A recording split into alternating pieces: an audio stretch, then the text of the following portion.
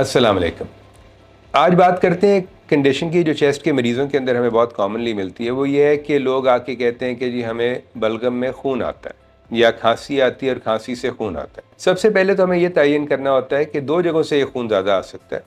या तो जो पेट का ट्रैक्ट है जिसको गैस्ट्रोइंटेस्टिनल ट्रैक्ट कहते हैं, जिसमें आपकी खुराक की नाली है, जो मुंह का सारा हिस्सा है वो है, नाक से भी खून नीचे आ सकता है, या आपकी पेट में से खून ऊपर आ सकता है। दूसरा जो है कॉमन वो है हवा की नाली, क्योंकि दो ही जगह हैं जहाँ पे मुंह से कोई चीज़ आ सकती है।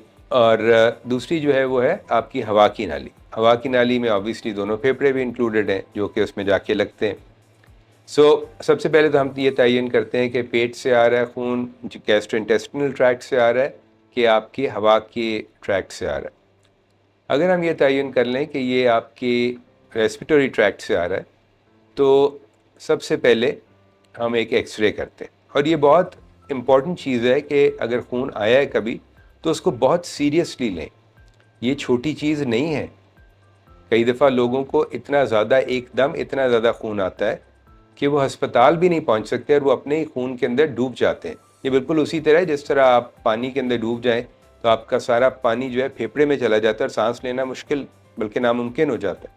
उसी तरह जब खून आता है फेफड़ों से निकल के या हवा की नाली के अंदर, तो एक नॉर्मल रिफ्लेक्स रिएक्शन है अल्लाह ताला ने बनाया हुआ, और वो है कि हम खांसी करते हैं और उसको बाहर निकालते हैं।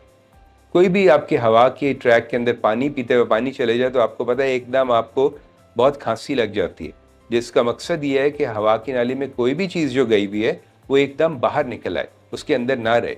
उसी तरह जब खून आना शुरू होता है तो हमें एकदम खांसी आनी शुरू होती है, हम वो खून बाहर निकालने की कोशिश करते हैं, खून बाहर आ जाता है। कई दफ़ा खून इतना ज़्यादा आना शुरू हो जाता है कि हमारी कैपेसिटी उसको बाहर निकालने की ख़त्म हो जाती है और खून फेफड़ों के अंदर भर जाता है और हमें सांस आना बंद हो जाता है। इसलिए अगर कभी भी आपको खून आए तो इस चीज़ का इंतज़ार मत करें कि खून बहुत ज़्यादा बढ़ेगा तो अस्पताल जाएंगे।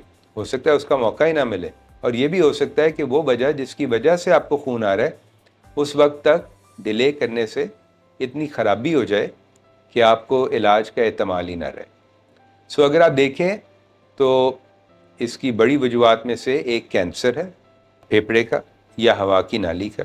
दूसरा फंगल इन्फेक्शन है, जो यहाँ पर लोगों को टीबी होती है। टीबी किसी को भी हो सकती है, उसमें गरीब और अमीर की बात नहीं है। बहुत सारे अमीर लोगों को भी टीबी होती है। टीबी तो एक जरासीम है जो हवा के ज़रिए ड्रॉपलेट इन्फेक्शन से आप तक पहुँचता है। तो अगर आप दफ्तर में, बाज़ार में, खाने की मेज़ के ऊपर कहीं पे भी किसी को मिल रहे हैं और उसको टीबी है और वो खांसता है और जरासीम वहाँ पे आप तक पहुँच जाता है, तो वो ये नहीं देखता कि आप अमीर हैं कि गरीब हैं। किसी को भी टीबी हो सकती है। टीबी एक फेफड़े को खा जाती है और उसके अंदर फिर फुल्ली लग जाती है या फंगस लग जाता है, उसको हम एस्परजिलोमा कहते हैं। वो एक बहुत कॉमन कॉज है खून आने का। उसके अलावा मुख्तलिफ़ किस्म की इन्फेक्शन है जिनकी वजह से खून आ सकता है। अगर आपको वाकई खून हवा की नाली से आ रहा है तो बेस्ट चीज़ ये है कि सबसे पहले एक फेफड़े के मेडिकल डॉक्टर को दिखाइए। वो आपका एक एक्सरे करेगा। एक्सरे करने के बाद अगर उसको कुछ शक होगा तो आमतौर पे सीटी स्कैन किया जाता है। सीटी स्कैन अब बहुत कॉमन टेस्ट है चेस्ट का। जैसे हमें कोई प्रॉब्लम होती है हम एकदम सीटी स्कैन की तरफ जाते हैं, उसमें कोई सोचते नहीं है ज़्यादा। सीटी स्कैन की इतनी रेडिएशन नहीं है कि हम सोचें कि यार अगर ज़रूरत है तो सीटी स्कैन ना किया जाए। सीटी स्कैन करते हैं और सीटी स्कैन पे जो चीज़ नज़र आती है उसके मुताबिक उसको ट्रीट करते हैं। अगर कैंसर का नज़र आए तो उसकी बायोप्सी की जाती है, स्टेजिंग की जाती है। स्टेजिंग के बाद उसका अप्रोप्रिएट इलाज किया जाता है जो स्टेज के मुताबिक हो। अगर आपको एस्परजिलोमा या फंगल बॉल नज़र आए तो बेहतर यही होता है कि अगर पेशेंट टॉलरेट कर सकता है, उसके फेफड़े अच्छी कंडीशन में हैं, उसकी जनरल बॉडी कंडीशन, दिल की कंडीशन इतनी अच्छी है, तो आमतौर पे हम उस एस्परजिलोमा को निकाल देते हैं ताकि ये जानलेवा प्रॉब्लम जो है ये कंट्रोल हो सके। अगर कोई और प्रॉब्लम हो, इन्फेक्शन से भी हो सकता है। कई दफ़ा खाली टीबी से खून आना शुरू हो जाता है, एस्परजिलोमा नहीं होता।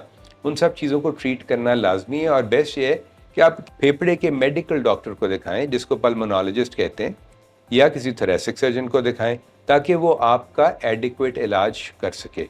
जनरल फिजिशियंस आमतौर पे इन चीज़ों का बेहतर इलाज नहीं कर पाते। I hope it helps.